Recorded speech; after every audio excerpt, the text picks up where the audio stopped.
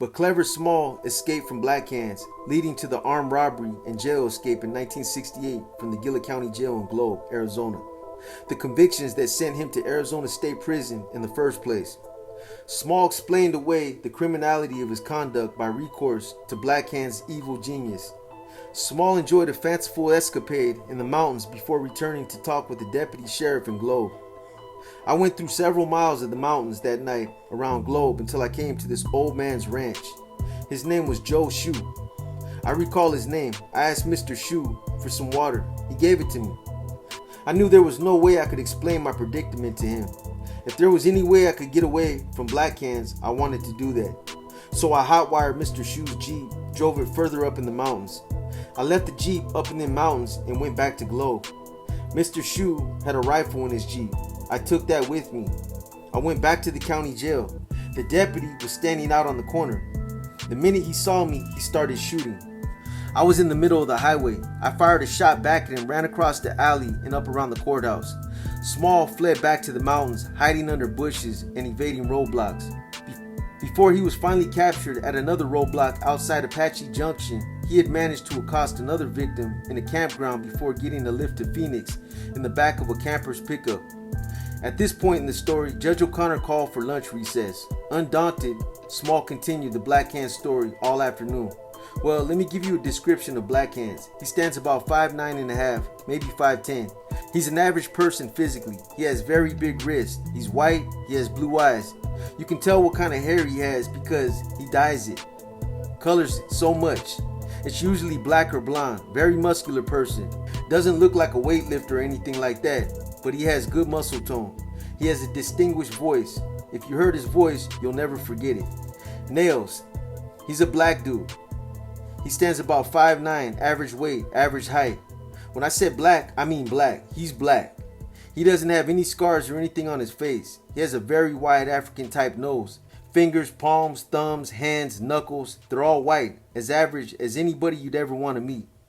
They're all mercenaries. I don't think any of them is from the United States. Adding spice to his slow brewing fantasy, Small changed the subject and offhandedly threw in some personal history. The judge accepted my plea of guilty and gave me 12 to 15 years in the Arizona State Prison on the robbery and escape charges arising from the just-related adventures in Gillett County. I was aware of the potential dangers in prison. I had described the first attempt on my life to you. I think it would be important to describe the other two, although I could never get anyone to testify to it, short of holding a gun on them. The second attempt was supposed to be a sure thing, and if it wasn't for the fact that I had heard these tapes, they would have killed me. I was released from the Arizona State Prison on August 13, 1976. I was placed in the Pinal County Jail pending extradition to Georgia. When I was 15 years old, I was put in prison in Georgia for a crime I didn't commit. I went back to Georgia. I wrote a writ of habeas corpus. The judge heard my arguments, checked the evidence and facts, and ruled in my favor, and there was no way I could have committed the crime.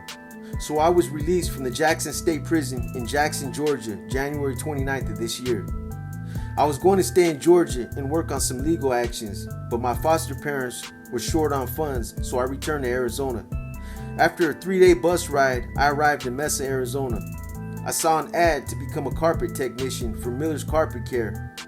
Caught the bus and went there, and I talked to the manager. I told him I was an ex-con. He gave me a job. I trained for 3 days. I learned the job fast. Small rambled on about how he found his roommate, Alan Gant. Of course, Gant turned out to be one of Black Hands' Confederates, and so he testified against him. Well, in the Smith's 5th hour of monologue, he reached the day of Asher's murder. He explained how he dutifully drove to Asher's apartment and began to take carpet samples to test for germs, bacteria, and stains, and examine the spot that was supposedly still wet from cleaning earlier in the day. While doing these tasks, Black Hands magically appeared. I was about to take a sample of the carpet from this area, right there when an individual entered the home. Asher recognized this individual immediately.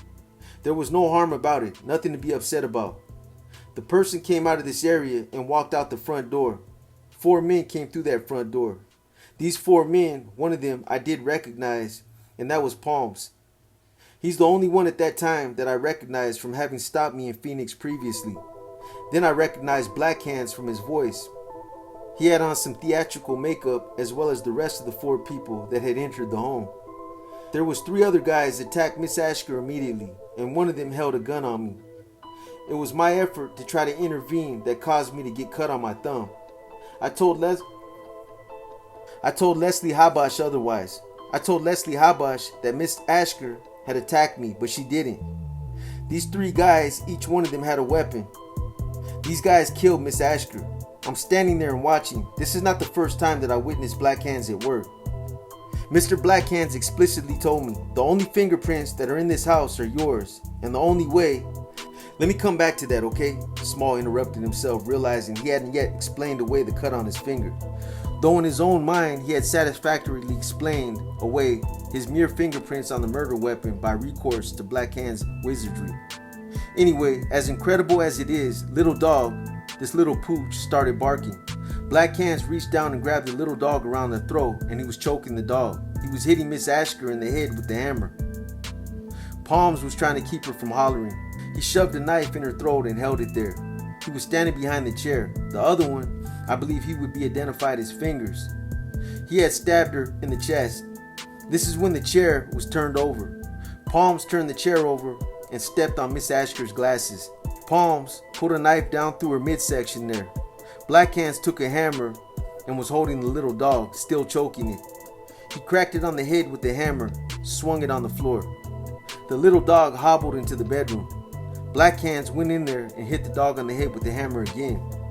The details so vividly and calmly recited probably convinced the jury that Small had enjoyed himself as he tortured the defenseless elderly woman and her little dog. Small thought otherwise, believing the details convinced the jury that the evil genius of Black Hands accounted for the mayhem. It was at this point that Fingers told me to go into the bedroom. Black Hands had thrown the hammer on the bed.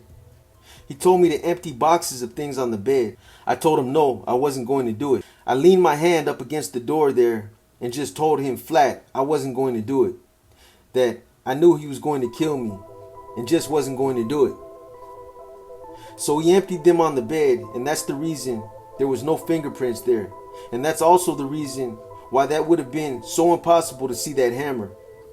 It was almost completely covered up with letters, jewelry boxes, and items of things like that. He told me that if I valued the life of my son, whom I personally knew that not I or anyone else could protect from him, that I had better keep my mouth shut and accept the blame for Miss Ashker's death.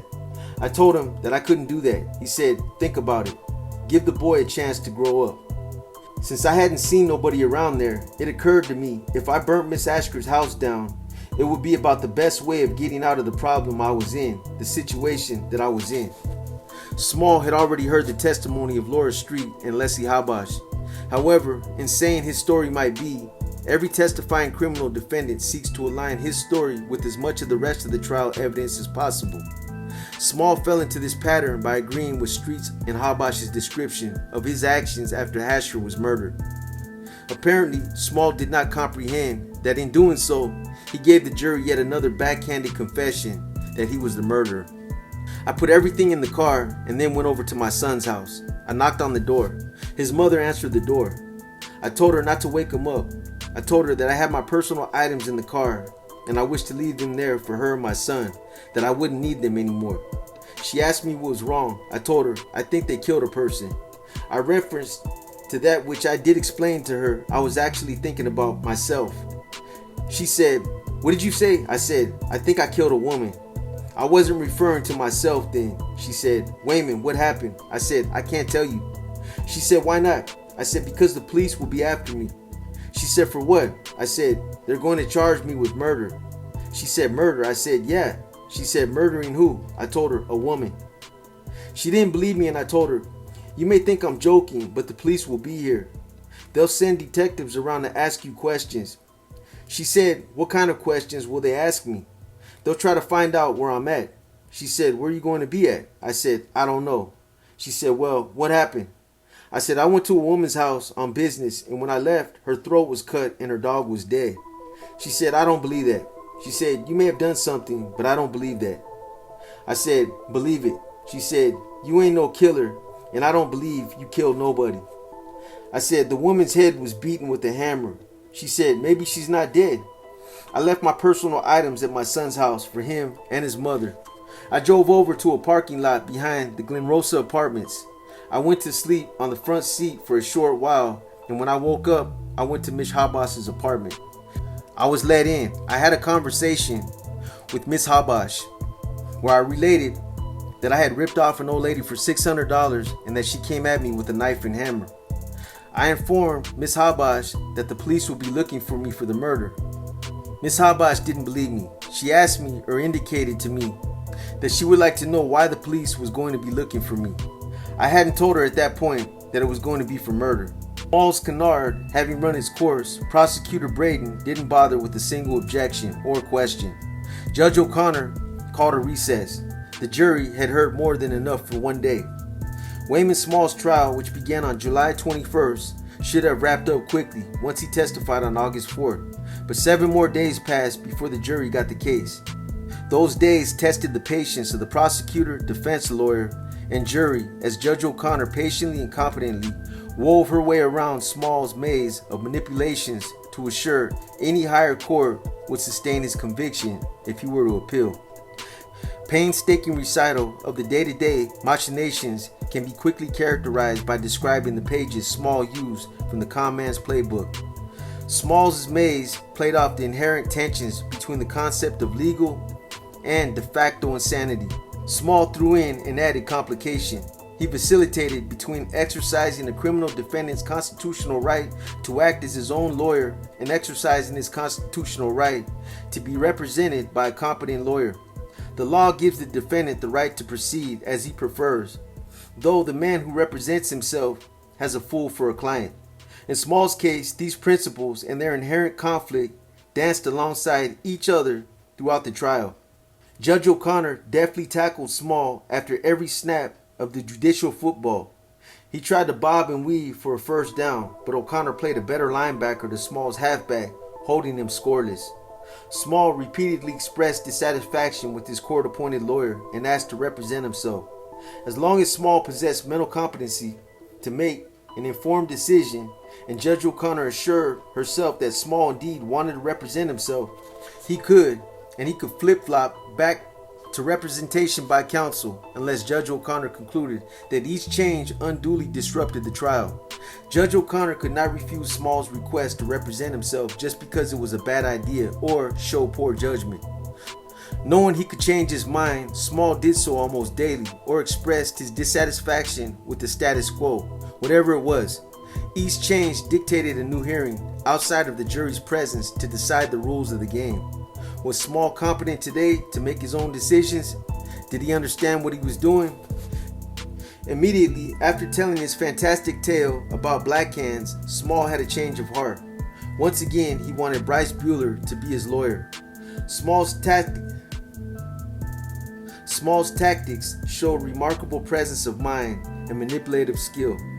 He had been able to present his Black Hands defense while acting as his own lawyer, but Bryce Bueller resumed the reins and conducted the trial with psychiatrists offered opinions that Small's highly delusional defense showed he was legally insane.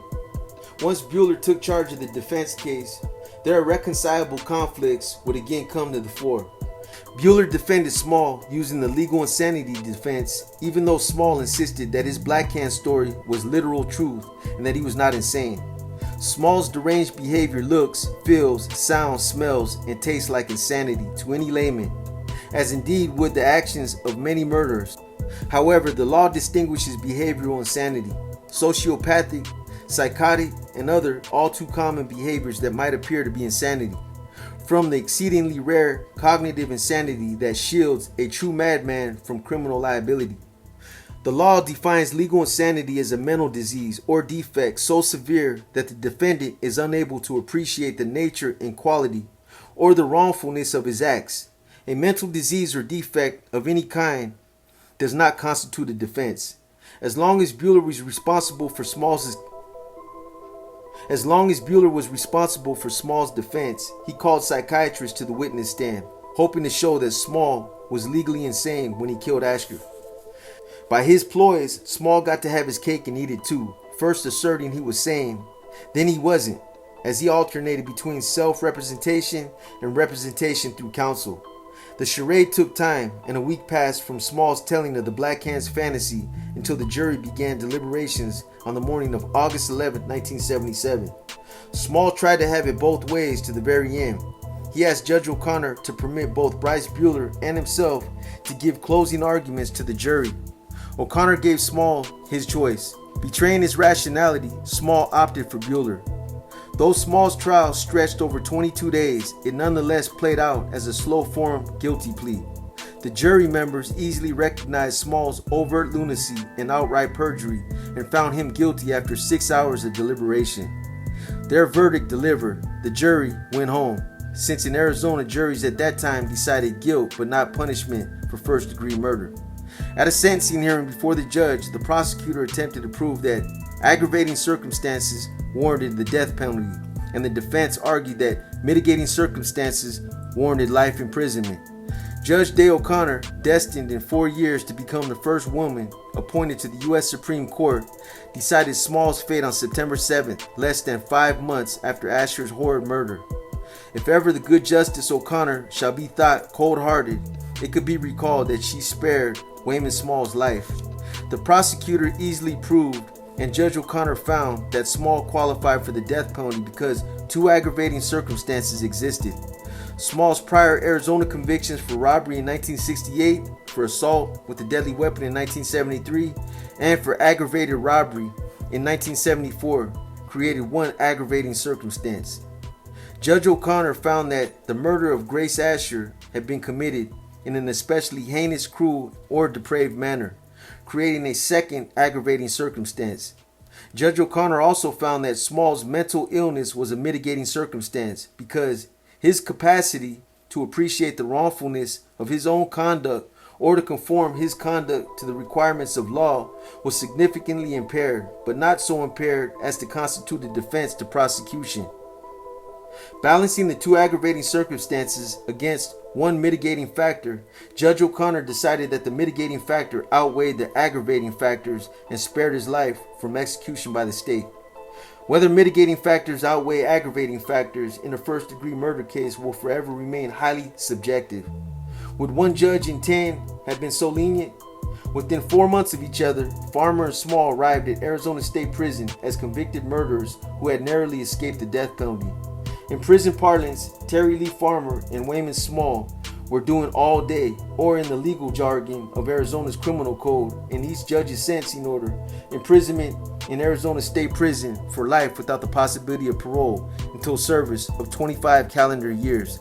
However expressed, both men believed they faced the same reality. They'd never lived to see the day of their release from Arizona State Prison. One did not, the other may not.